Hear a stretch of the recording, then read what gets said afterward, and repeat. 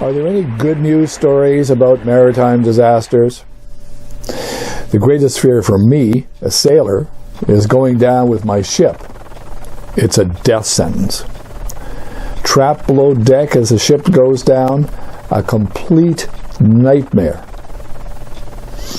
There's only been one really good news story like this.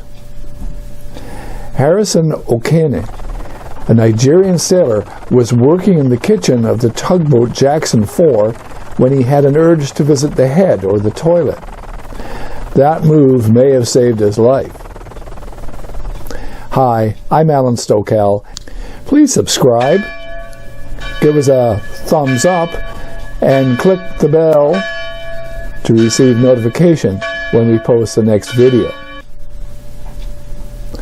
The tug was pulling a tanker when the disaster happened. The vessel overturned after being battered by heavy seas in May 26 of 2013, about 12 miles or 20 kilometers off the Nigerian coast. Harrison survived for almost 3 days underwater by crouching in an air pocket after the capsize.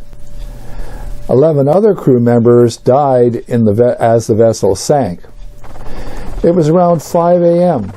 and I was going to the toilet when the vessel just started going down. The speed was so fast, Okene said.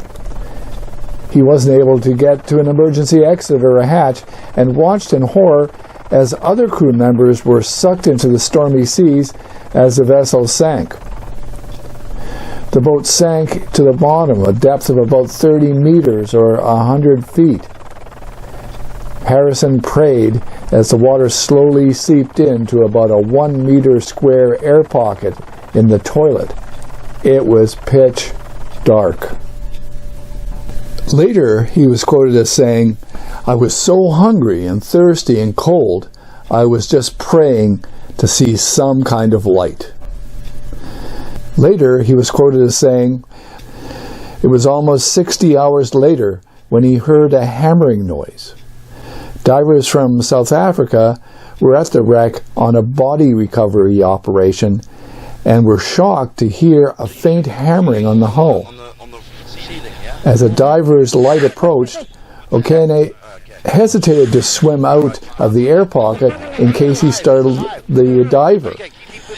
I went to the water and touched the diver. He himself shivered from fear. So I stepped back and just held my hand in the water and waved it in front of the camera so they would see the image above deck." Now, Paul McDonald, an officer on the support vessel who was watching the monitor, wrote in his Facebook page, "How it wasn't full of water is anyone's guess. I would say someone was looking after him."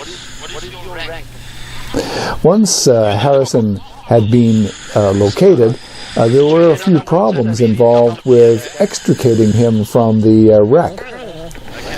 He had been in 100 feet of water for more than 2 days, and if rescuers brought him to the surface, he would almost certainly die of the bends, or decompression sickness, also called DCS, and known as diver's disease or Casson disease.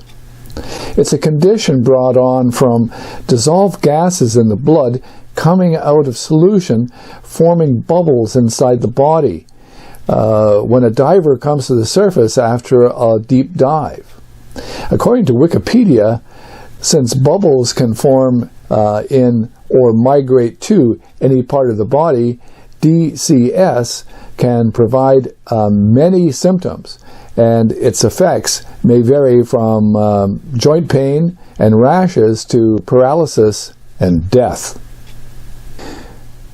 If Harrison panicked and tried to rush for the surface during their rescue, his body would have absorbed potentially fatal amounts of nitrogen.